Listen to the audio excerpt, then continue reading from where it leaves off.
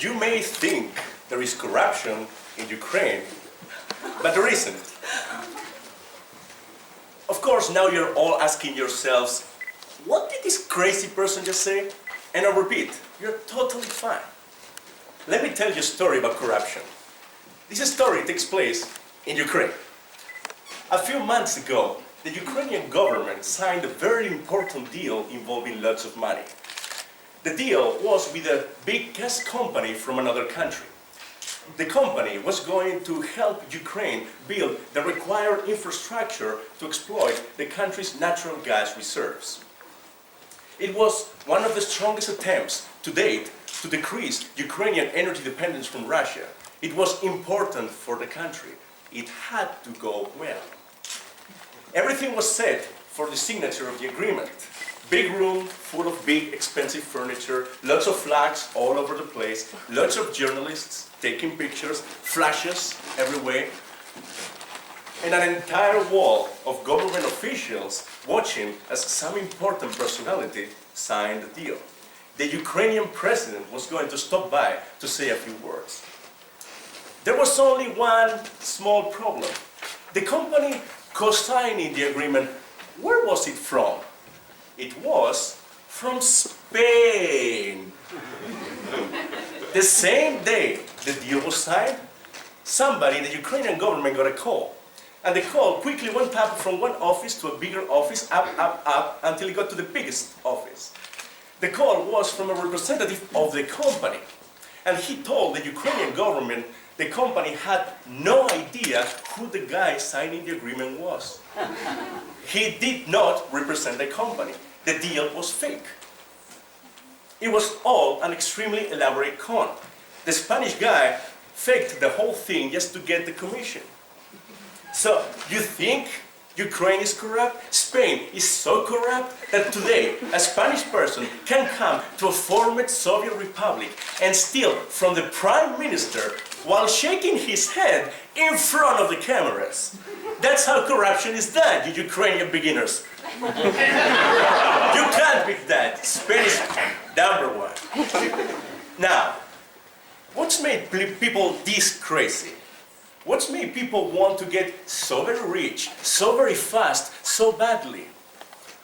Do you know success stories? Those stories you tell to inspire people? They're poison. Examples of people doing extremely well are driving everybody crazy. The pressure put by the expectation of success is now so high that it can make any sensible person go nuts. They make you feel that you're a loser if you don't own 2 companies, 3 houses, 4 cars, and you're not married to Angelina Jolie or Brad Pitt. What is success about? Let me tell you another story.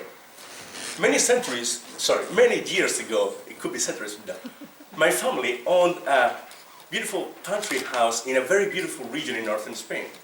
We used to spend the summers there. One day, my father took my brothers and I on a long hike in the forest. We walked for hours. I soon became extremely tired. The sun hit hard, it was very hot. My feet started aching shortly after we left, and we kept going for hours. Eventually, we ran out of water. I actually became scared, and we were still surrounded by plants and trees, so we were still a long way from home. Suddenly, I heard the sound of a piano. A piano in the middle of the forest? Yes. It was a summer afternoon, so quiet that the sound could travel a long distance. And what I was hearing was the wind carrying the notes that my mother was playing on the piano back home.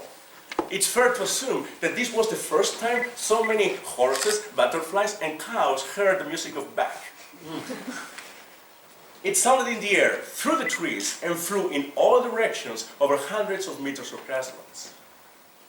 Was my mother doing that because some success story had told her that some rich guy somewhere liked to play the piano, and look, he's rich now, so playing the piano will make you rich? Of course not. My mother was successful well before then. She became a businesswoman before feminism wasn't even a word. In post-war Spain, a society 20 years behind the rest of Europe. She was so tough that the company sent her to collect debts. The other companies knew her by the name Miss Incorporated. But she wasn't happy. So eventually, she left everything and married my father because she wanted to have a family, and she did. But before that, she bought my father his first car.